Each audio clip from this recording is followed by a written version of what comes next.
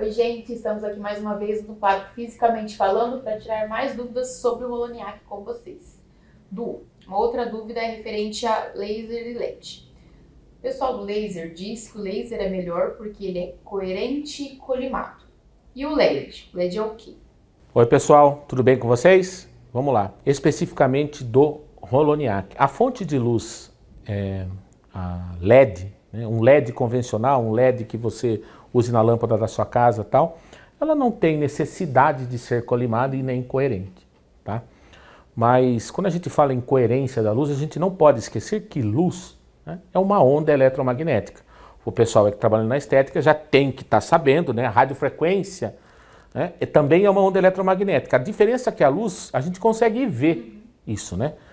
Então, quando a gente fala em luz coerente, por exemplo, né, que é uma característica de alguns lasers, e daí vou polemizar de novo. Você sabia que o laser de diodo, na sua origem, a fonte de luz, quando essa luz é formada, ela não é nem colimada, nem coerente? O que acontece é o seguinte, nos equipamentos de diodo, tá? A gente tem a fonte de luz e na frente um colimador, para dar colimação à luz. Isso significa que são...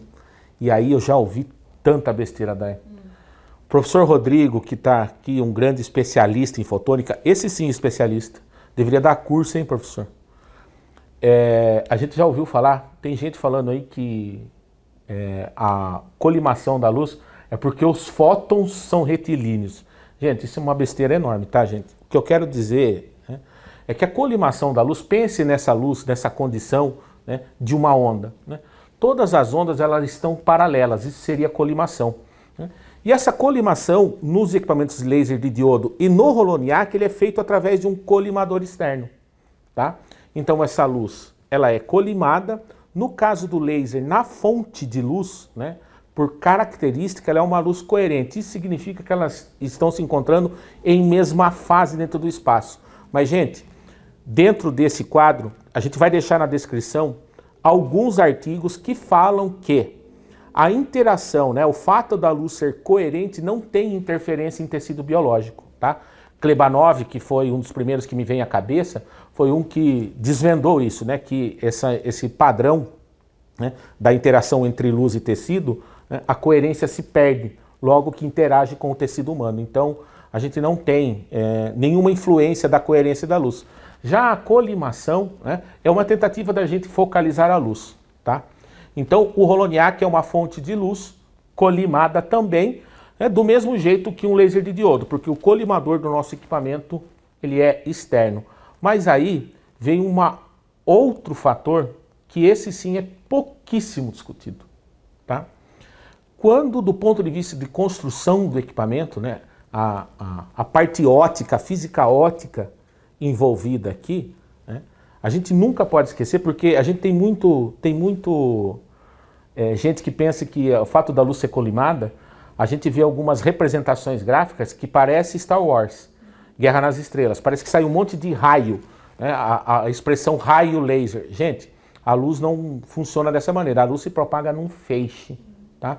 E daí vem uma outra discussão que foi bom a gente falar sobre essa característica da luz, que é um negócio que quem trouxe essa discussão para dentro das especificações de equipamento foi exatamente a Doxy, com um negócio chamado de feixe de luz. A luz só pode se propagar num feixe. Nesse caso específico de lasers de diodo, né, e do Holoniac, né, a luz se propaga, né, no que a gente chama de feixe gaussiano. O que eu tenho que saber com relação a isso? Que a gente constrói o equipamento para que esse acinturamento do feixe de luz esteja exatamente no momento que eu acoplo o spot com a pele. Por quê? Quanto mais eu afastar, mais espalhamento eu vou dar dessa luz, tá? E isso pode implicar em intercorrência, tá? Então, gente, não existe só um único fator, porque o laser é colimado ou é coerente. A gente tem que ter domínio sobre essas variáveis, né, para que a gente acabe não ensinando bobagem, tá?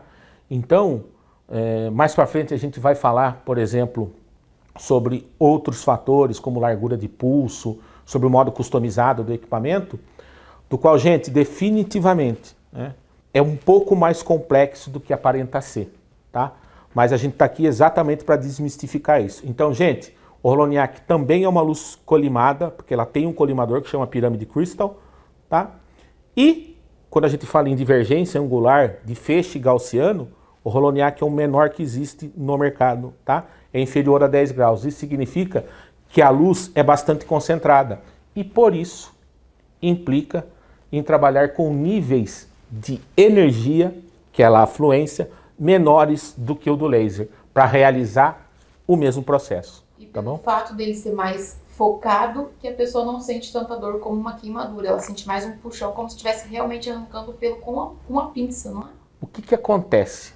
Foi bom você falar sobre isso. Essa divergência angular, né, o que acontece quando eu tenho uma grande divergência angular? Quando eu dou o disparo numa área, gente, tá? A área adjacente, se essa luz escapa, ela acaba aquecendo esse tecido adjacente. Quando eu vou dar o disparo nessa área que já recebeu um certo aquecimento, eu vou levar essa temperatura mais alta. É aí que o fator dor aparece ou o fator intercorrência, que seria o mais grave, aparece. Então, essa discussão sobre divergência angular, ela está relacionada a isso que você falou mesmo. Tá bom? Gente, espero ter esclarecido essa dúvida sobre colimação e coerência da luz. Ela é um fator importante para a gente conhecer a natureza óptica. No entanto, quando a gente está falando de epilação, a coerência não tem nada a ver com isso. E luz colimada, o Holoniac também tem. Tá bom? Até a próxima, gente. Tchau!